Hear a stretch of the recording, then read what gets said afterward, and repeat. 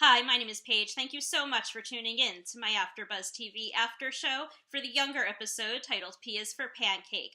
After so much talk about pancakes, how could I not develop a craving for pancakes? So I took myself to a local diner and got myself a yummy fluffy stack of pancakes to fulfill that urge.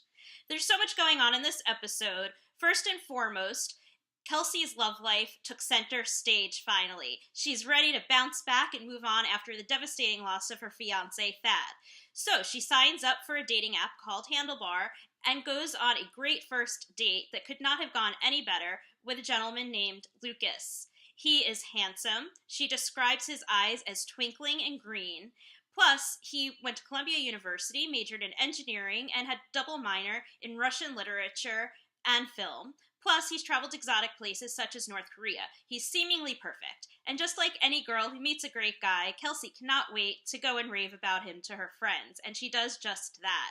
In their conversation, nobody can seem to find anything wrong with him, and Lauren thinks that he might actually be soulmate material, but she's concerned that the relationship would be destined to fail if Kelsey continues pursuing Lucas at this point in time because of something called the pancake theory.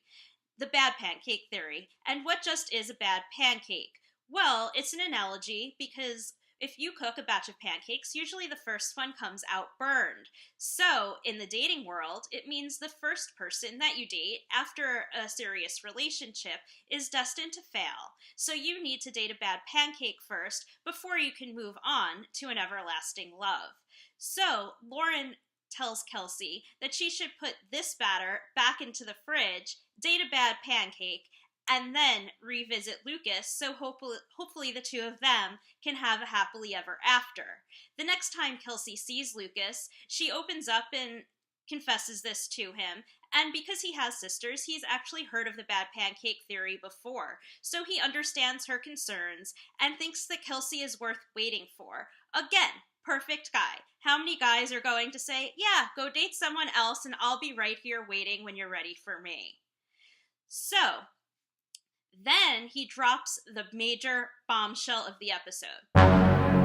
He lives on Roosevelt Island. Now, I am a native New Yorker, but I've been in Los Angeles for over 7 years, so I did not really understand the catch. What's wrong with Roosevelt Island? I thought it was nice and exclusive, upper scale. You need to take a tram to get there. You don't drive there. So it is a little removed from the city. So I did ask a friend of mine who is more in tune with the goings-on of 20-something years old in New York currently, and she said it's kind of like in Los Angeles, somebody who lives in the valley might not want to date somebody who lives on the other side of the hill or in the beach because it's just too far and they want somebody closer to home. To me, that wouldn't be a deal breaker, but Kelsey finally found something wrong with Lucas, which is kind of what she was digging around and looking for. So the light bulb went off, and she realized he's the bad pancake. So instead of breaking things off with him, she decides to follow him home and take the tram to Roosevelt Island and, as they call it in the episode, tram slam him. And he thought that this meant that she was actually interested in pursuing him right then and there. But he was left empty-handed when he got off of the tram at the platform on the other side, and she allowed the doors to close and waved him goodbye, probably never to see him again. Hopefully he was not the one that got away, because he certainly seemed perfect. Hey, if she doesn't want him, I'll take him. I don't mind Kelsey Peters' leftovers. Also in this episode, Josh started showing signs that he might be interested in becoming a father.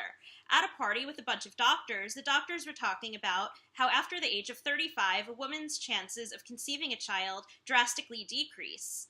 And when they're in their 20s, becoming pregnant is just as easy as catching a cold. So he presents this to Liza later in the evening and says, would you ever want to have another child? And she said, nope, I'm done catching colds. I'm very happy with my one daughter, and that's enough for me. I certainly hope that they delve a bit more into the storyline in later episodes, because wouldn't it be great if she has a pregnancy scare, or maybe since she's in her 40s, if she starts going through the changes and then that's out of the question, and then her age begins to show at work, and people start to question, is she 26 like she said she is, or is she really older? What's going on? Why is she getting hot flashes? There's so much to do with this potential storyline in younger. Well, thank you so much for watching. You can follow AfterBuzz TV at AfterBuzz TV on Twitter and Instagram, and you can follow me at PaigeMara7 on Twitter and Instagram as well. Buzz you later.